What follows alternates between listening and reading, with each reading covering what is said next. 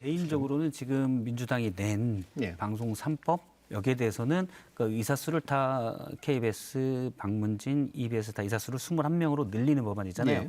그래서 여러 시청자위원회도 있고요. 물론 거기에 관련 학회, 그다음에 관련 업계, 그래서 방송기자연합회나 PD연합회나 각 단체들에서 이사를 추천하는 권한입니다. 예. 일단 너무 많이 많고 예. 이사수가 너무 많고 그리고 또 관련 학회도 방송통신회가 지정하게 되는데 이걸 그럼 방송통신회가 누가 장악하냐에 따라 학회가 계속 달라질 수 있어요. 예. 그래서 약간 저는 안정성이 좀 부족하다고 봅니다. 그래서 저는 그 법이 민주당이 낸 법이 적절하다고 생각하진 않아요. 예. 그래서 이게 우리 야당에서 주장하는 대로 그러면 야당에 유리한 쪽에서만 이사를 추천해서 마음대로 하고 싶은 거 아니야?라는 오해를 받을 소지도 전 있다고 봅니다. 예. 그러면 같이 여당이 나서서 협의를 해야 돼요. 21명에 된 그 방송 지배 구조에 대한 대표성을 어떻게 우리가 담보를 해야 되느냐 이것부터 봐야 되는 겁니다. 그래서 자꾸 우리는 의도를 의심을 하게 되는 것이죠. 지금 보면은 지금 현재 방문진 이사들도 마찬가지지만 현행들을 유지하고자 하는 것이 민주당의 목적 아닌가 이런 오해를 하는 겁니다. 예를 들어서 그 21명에 되는 방송 PD협회라든가 등등을 이래 구성을 보면은 그 안을 보게 되면은 과연 보수 쪽 진영보다는 오히려 민주당 진영 쪽에 더 경사되어 있던 그 오래 그런 얘기하셨으니까. 어떤, 예. 그런 것들이 많단 말이죠. 그런 예. 것들이 사실상 그것이 처리가 되지 않고 그 상태를 그대로 유지한다 그러면 요것만 얘기해 주시죠. 그러니까 지금의 민주당 안은 결국에는 민주당에게 유리한 안이다. 그렇죠. 쉽게 얘기하면 대신 그러니까 여야 간에 어떤 일정한 세력 균형을 이끄는 방식으로 지배구조의 어떤 법제를 개편하는 것에 대해서는 찬성하시는 입장이신 건지 민주당에게 유리한 게 아니라면. 그 정도도 실질적으로 상당한 논의를 해봐야 되는 거죠. 그런데 예. 지금까지 우리는 여기에 대해서 논의를 안 해봤지 않습니까? 말씀하신 대로 예. 방송은 일종의 6.25 전쟁 때 백마고지와 똑같은 겁니다. 정치적으로. 예, 예. 이쪽에서 먼저 선점을 하고 저쪽에서 먼저 선점. 지금 민주당이 하는 의도도 그게 더 다르지 않다는 겁니다. 네, 알겠습니다. 저희 KBS에 19년 있었습니다. 그리고 이 지배구조 개선 관련해서 제가 실제로 봤던 걸 말씀드리겠습니다. 7대4 KBS 여당 예. 추천 7, 야당 추천 4 이거 김대중 정부 때 만들어졌습니다. 7대4였는데 제가 KBS 기자 하면서 낙하산 사장이라는 이 프레임이 너무 싫었습니다. 그래가지고 제가 그게 국회 출입은 아니지만 2012년도에 문재인 당시 박근혜 후보가 방송법 개정안을 한다고 그랬습니다. 네. 특별다수대 얘기가 나와가지고 그때 저희가 얘기를 했어요. 야당은 무조건 방송법 개정을 하고 싶습니다. 근데 여당은 하기 싫어해요. 그래서 제가 여당 새누리당 조혜진 간사를 만나서 얘기를 했습니다. 힘 있을 때 양보하셔야 된다. 그때 사선책으로 도입된 게 인사청문회입니다. 네. KBS 인사청문회가 2014년 5월에 통과가 되고요. 2015년 11월에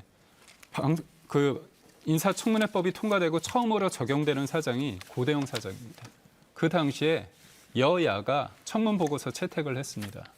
여야가 인정을 했다는 거죠. 예. 근데 정권 바뀌고 나서 어떻게 된지 아십니까? 여당 추천 인사들 학교도 쫓아가고요. 집도 쫓아가가지고 질리게 만들어서 사표 쓰게 하고요. 탈탈 털어서 그때 이사 중에서 법인카드 관련해서 사적으로 유용한 사람 많았거든요. 어떻게 보면 가장 적게 쓴 사람 강규영 이사 관련해가지고 문제 삼아서 잘랐습니다.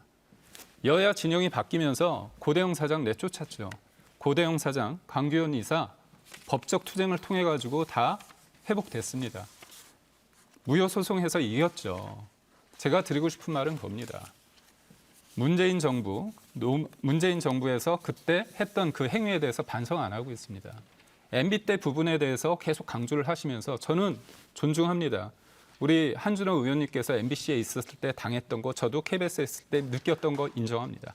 근데 명확한 건 그때 민주당 쪽에서 그랬습니다. 저한테 뭐라고 얘기했냐면 우리가 원하는 개혁적인 인사 좀 됐으면 좋겠다 얘기했습니다. 그래서 제가 뭐라고 했냐. 힘 있을 때 양보하셔야 됩니다. 저희 힘듭니다. KBS, MBC 구성원들 힘듭니다. 그때 특별 다수제 했었어야 됩니다. 예. 근데 안 했어요. 일방적으로 어떤 정부가 정치 세력이 집권을 한다고 해서 그 사람에 맞는 입맛에 맞는 사장이 오는 걸 막기 위해서 특별 다수제를 하자고 했던 겁니다. 근데 MBC 사장, KBS 사장 다 바꿔놓고 나서 문재인 정부가 보니까 이게 통과되면 어떻게 돼요?